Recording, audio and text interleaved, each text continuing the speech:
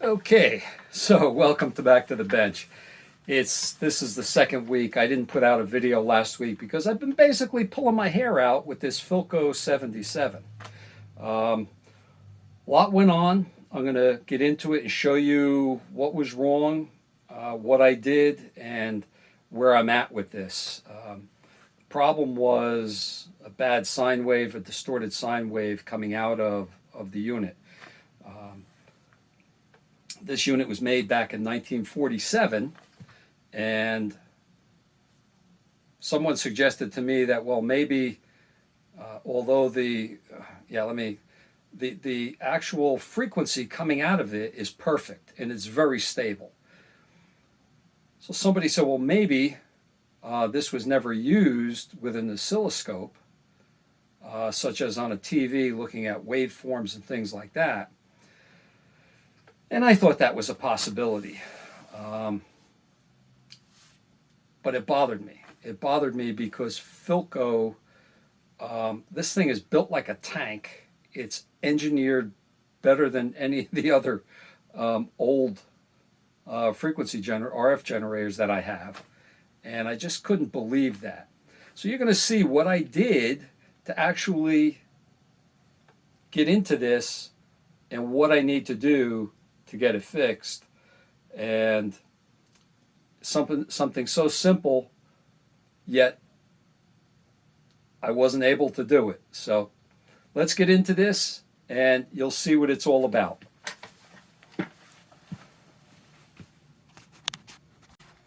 Okay, like I said, the Philco 7070 signal generator, it's now working. You saw in one of my other videos, I got it working.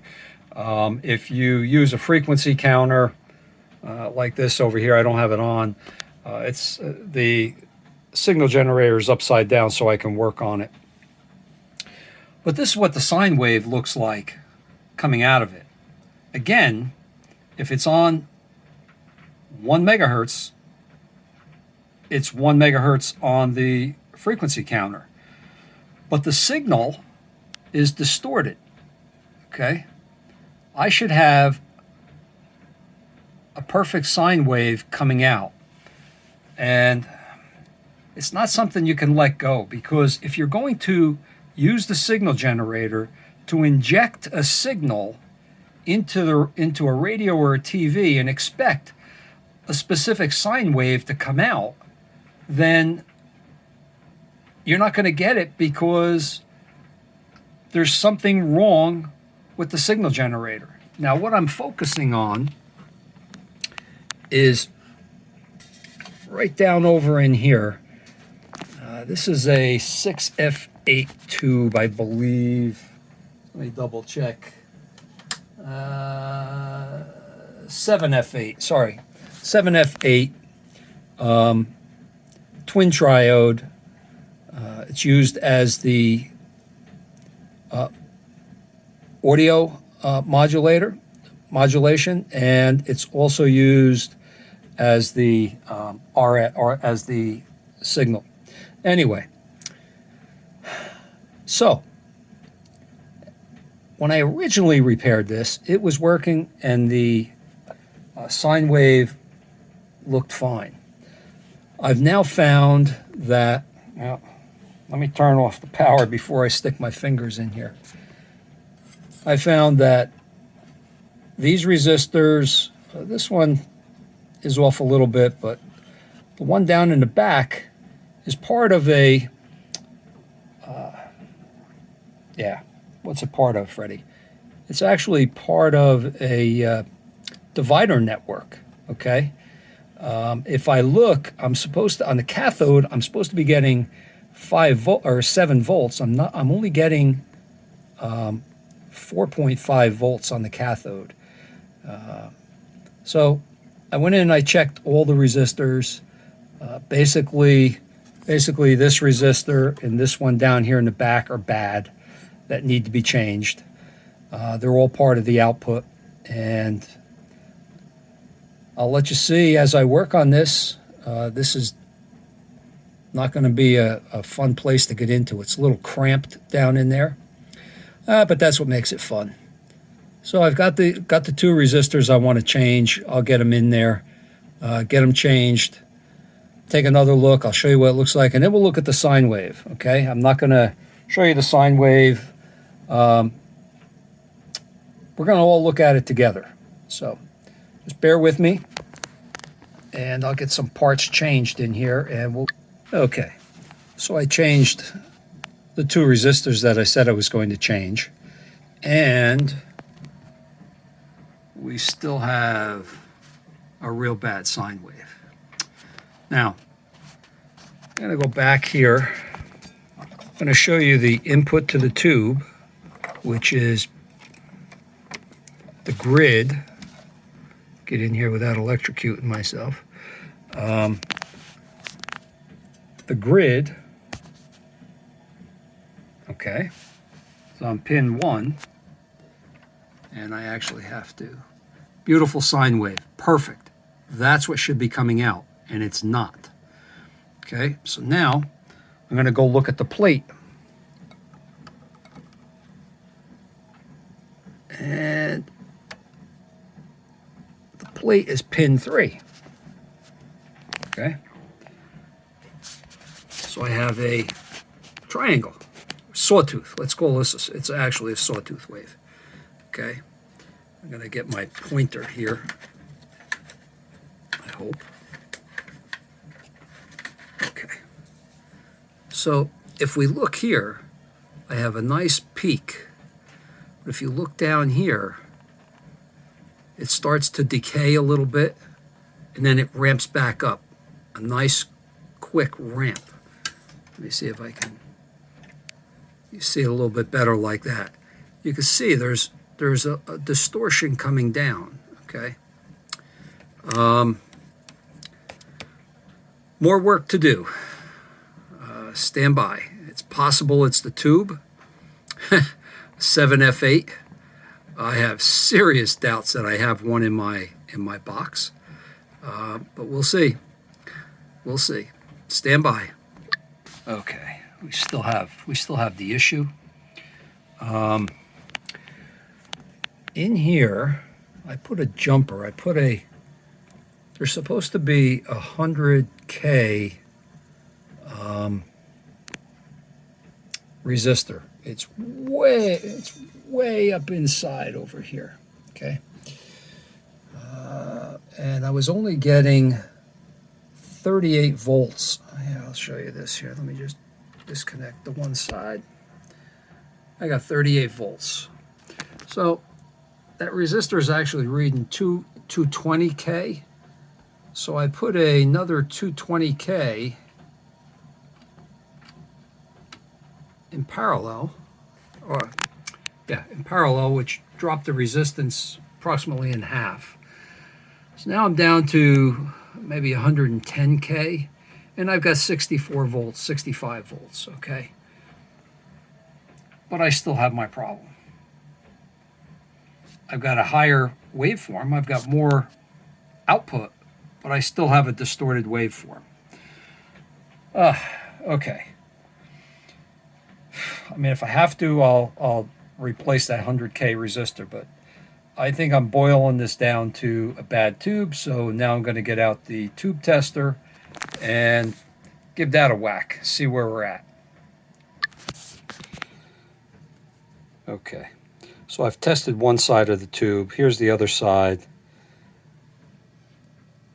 They're not super strong, but they both sides of the tube test the same. So at this point, I'm going to rule out the tube, because when I check the other side of the tube, I have in and out of it. For the audio waveform, I have perfect waveform inside and out. So it's got to be something. It's got to be something on the output side of the tube that's dragging this down. So a little bit more testing. Okay. So going crazy here for a few days. I know it's been over a week. This is the second week. I haven't put out a video yet. This will be going out tonight. Okay, you saw what the output looked like. And somebody said to me, well, maybe because this unit, this Philco 77, was made back in 1947, that it wasn't.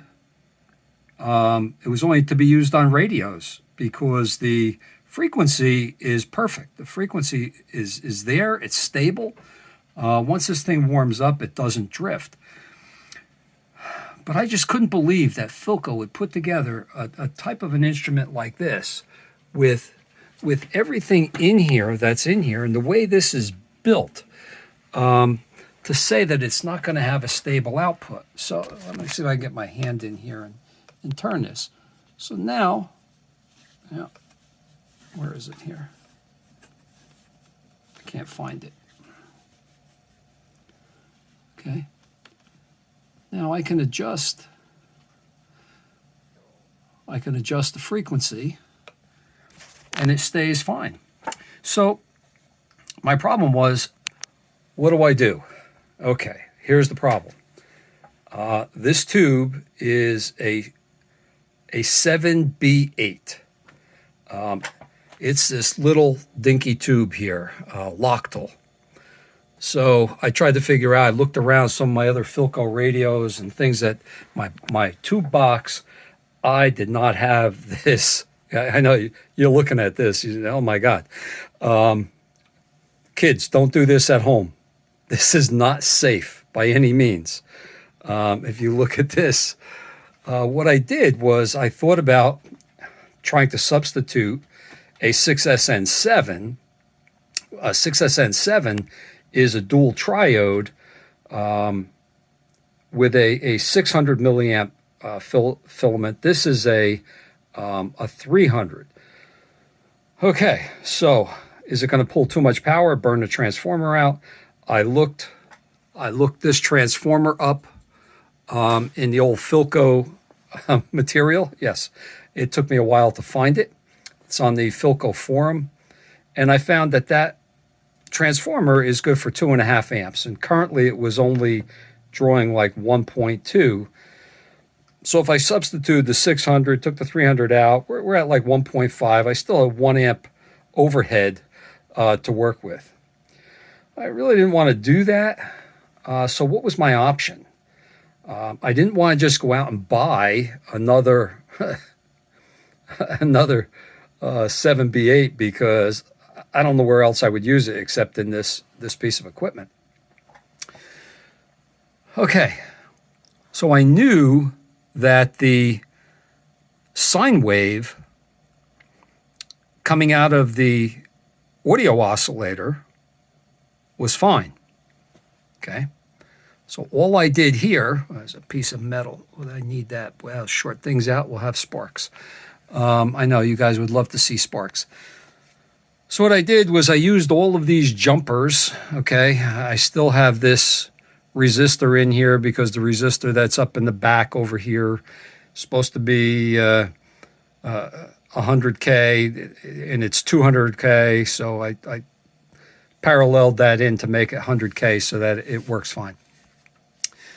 All I did was I jumped and put I'm just using the other side of the triode, that's all. I'm using the other triode out of the tube, and as you can see, perfect sine wave coming out of here. All right, so now I know what I need to do. I need to buy another 7B8 tube. That's what I'm going to do. So I will follow up with this. I'm going to cut this off now. I want to get all of this out of here. I do have some loose wires and stuff because I was using jumpers and trying to see what was going on. I was disconnecting capacitors, resistors, and I really made a mess of it. So now I need to get back in there and put it all back the way it's supposed to be. Plus, I'm going to try to change that 100K resistor that's up in there. It's going to be tough because it's in by all the coils. I don't know what I can do to get in there. But anyway, I'm going to try to do that as well. I'll give a reveal on this once I'll get all of this back together tonight. I'll show you how nice that looks. And then I'll show you a reveal on this once the tube comes in. I'm going to have to order that tomorrow. It's about 8 o'clock at night on a Sunday. I'm not going to do that tonight. But again, I don't know. The resistors are all working in here. They're all in spec, so I don't even know if I'm going to touch those or not. We'll see. Very good. Thanks for joining in, and I'll let you know when it's done. I'll do a reveal. Take care.